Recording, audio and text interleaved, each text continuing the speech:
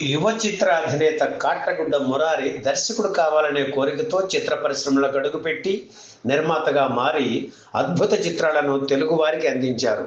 తొలి చిత్రం సీతా మహాలక్ష్మి చిత్రంతో మొదలుపెట్టి చివరి చిత్రం నారి నారి నడుమ వారి వరకు తన చిత్రాల్లో ఆయన సంగీతానికి పెద్దపీట వేశారు. ఆయన దర్శకరత్న దాసరి నారాయణరావు దర్శకత్వంలో 2 చిత్రాలు తీశారు. అందులో మొదటిది గోరింటాకు. నటభూషణ శోభన్ బాబు నటించిన ఈ చిత్రం ఇప్పటికీ తెలుగు క్లాసిక్స్లో ఒకటిగా నిలిచి ఉంది. నిర్మాత మురారి, దర్శకుడు దాసరి, రచయిత్రి కె రామలక్ష్మి, సంగీత దర్శకుడు మహదేవన్, నటీనటులు అందరూ కలిసి గోరింటాకును తెలుగు వారికి ప్రియమైన చిత్రంగా పండించారు. సాత్విక పాత్రలు పోషించే నటి సుజాతకు ఇదే తొలి తెలుగు చిత్రం. శోభన్ బాబు, సుజాత జంట చూడముచ్చటగా ఉంది. అలాగే మహానటి సావిత్రమ్మ కెరీర్ చివరి దశలో చేసిన అతి కొద్ది మంచి చిత్రాల్లో గోరింటాకు చిత్రం ఒకటి.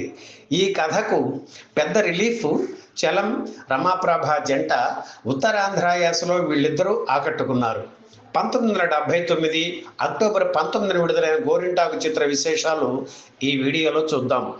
మెడలోని తాళిని భార్య తెంపి భర్త మొహాన్ని కొట్టే సన్నివేశాలున్న ఆ స్క్రిప్టును చూసి భయపడే దర్శకులున్న 80ల దశకంలో అదే స్క్రిప్టును గోరింటాకు పేరుతో అందంగా మలచి స్త్రీ స్వేచ్ఛకు పరిపూర్ణ అర్థం చెప్పి ప్రేక్షకుల ప్రశంసలు అందుకున్నారు దర్శకరత్న దాసరి. యువ చిత్ర బ్యానర్పై తొలి సినిమా సీతా మహాలక్ష్మి తీసిన తర్వాత 2వ చిత్రాన్ని జూలీ చిత్ర దర్శకుడు సేతు మాధవన్ దర్శకత్వంలో నిర్మించాలని అనుకున్నారు మురారి. 3 రోజుల పాటు కథా చర్చలు జరిగాయి కూడా. అయితే ఆయనతో అభిప్రాయ భేదాలు రావడంతో ఆయన్ని తీసేసి దాసరి పద్మ ద్వారా దాసరి డేట్స్ సంపాదించారు. ఆ సమయంలోనే శివరంజని చిత్రం విడుదల కావడంతో దాసరికి మరింత డిమాండ్ పెరిగి చాలా బిజీగా ఉన్నారు. అయినా దాసరి పద్మ చెప్పడంతో కాదనలేక గోరింటాకు చిత్రం చేయడానికి అంగీకరించారు దాసరి. నటభూషణ శోభన్ బాబు, నిర్మాత మురారీలది ఒరే అంటే ఒరే అని పిలుచుకునేంత స్నేహం. ఆయన తొలి సినిమాలో శోభన్ బాబే నటించాలి. అయితే మొదట అనుకున్న కథ మారడం, వేరే కథ తయారు చేయడానికి 2 ఏళ్లు పట్టడంతో శోభన్ బాబు డేట్స్ దొరకలేదు. అందుకే గోరింటాకు చిత్రంలో చేయమని అడిగితే వెంటనే అంగీకరించారు శోభన్ బాబు. దాసరి ఆ చిత్రానికి దర్శకుడు కావడం మరో కారణం. కొన్ని రోజులు షూటింగ్ జరిగిన తరువాత ఒకరోజు మురారిని పక్కకు పిలిచి, ఈ సినిమాలో నాకు నటించడానికి ఏముందిరా, 2 ఆడవాళ్ల మధ్య నలిగిపోవడం తప్ప అన్నారు శోభన్ బాబు.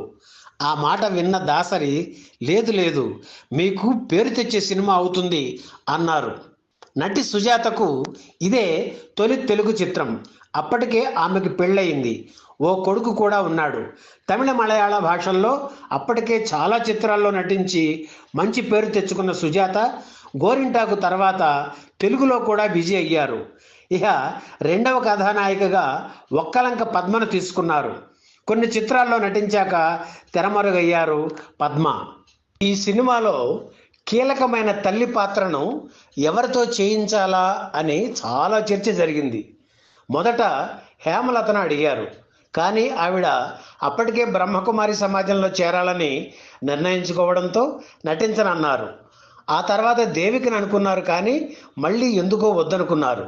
చివరికి దాసరి సూచనపై మహానటి సావిత్రిని ఎంపిక చేశారు. ఆ సమయంలో ఆవిడకి సినిమాకి 15,000 మాత్రమే ఇస్తున్నారు.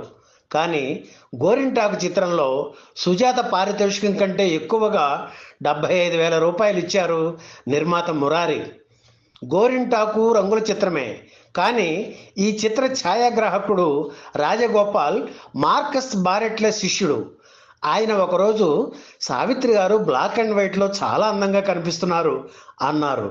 అయితే ఒక పాటను బ్లాక్ అండ్ వైట్లో తీద్దామని టైటిల్ సాంగ్ని, హీరో చైల్డ్ ఎపిసోడ్ని బ్లాక్ అండ్ వైట్లో తీశారు. శోభన్ బాబు ఎంట్రీతో కలర్లో సినిమా ప్రారంభమవుతుంది.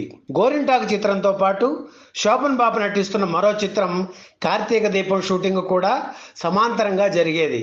కార్తీక దీపం చిత్రానికి 13 లక్షలు ఖర్చు అయితే గోరింటాకు సినిమాకి 16 లక్షలు అయ్యింది.